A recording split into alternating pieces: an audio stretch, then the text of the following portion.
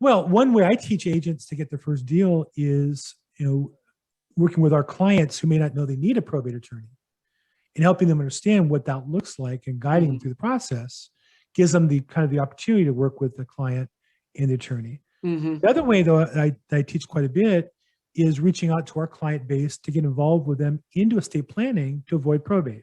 And one of the things I've learned myself is when I call, clients, prospects, sellers, owners of property and say, hey, by the way, notice you don't have a trust, you're holding title in your name. Are you aware of what a living trust is? Are you aware of the concept? Have you looked at it?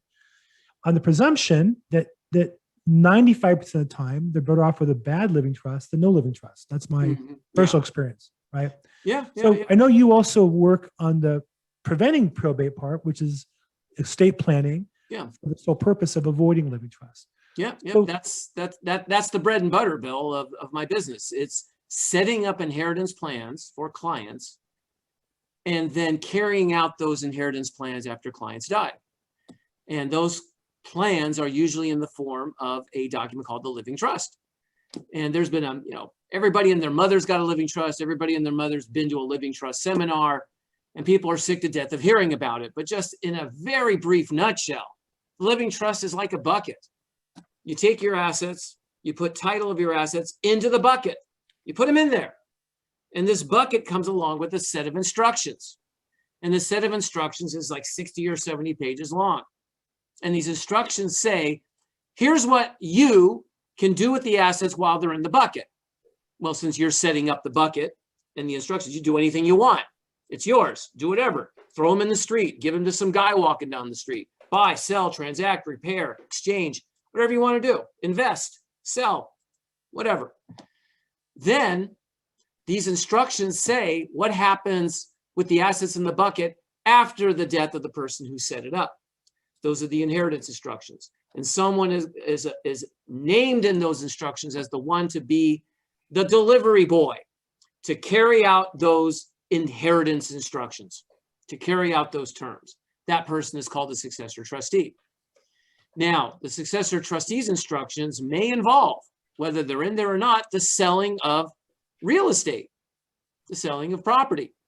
I will tell you that anecdotally, at least in my experience, because that's what anecdotally is, it's in my experience, that if you're talking about just the family home and 3 recipients of that home after the death of the person who set up the bucket, mom and dad, they set up the bucket together, they set up the trust, dad dies, everything stays in the trust, here's mom's alive, mom dies, one house amongst 3 kids, everything to the 3 kids in equal shares. Well, how's that going to work? Maybe one kid wants to keep the house, one kid wants to sell, the other one wants to live there. Who knows?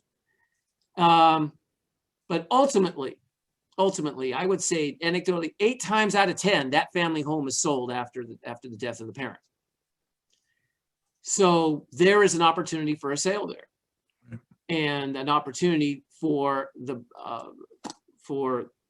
brokers to stay in the face of the lawyers and say, hey, hate to sound so crass. And there's no such thing as being ghoulish or crass when you're talking to an estate planning lawyer. This is not a business in death, but we use death terminology all the time. We're not afraid of it. We don't tap dance around it. So if the brokers wanted to say, hey, I'm this broker, that broker, I'd like, hey, we want to come and say hi to you. And ultimately, I'd like to know if there's any deaths of clients that you've had that where the property is going to be sold. And I like that personally. I like the no beating around the bush. You don't have to be delicate with me.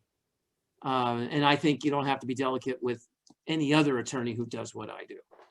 So it's an opportunity for a sale there. It's rare when the family home is kept.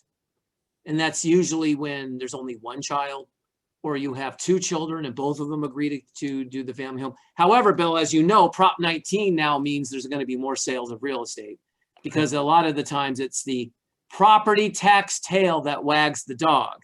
Correct. As far as the kids being able to keep that property or not. Property taxes may be too high, especially in this, in the West Side area where the property values will exceed the $1 million parent to child reassessment exclusion.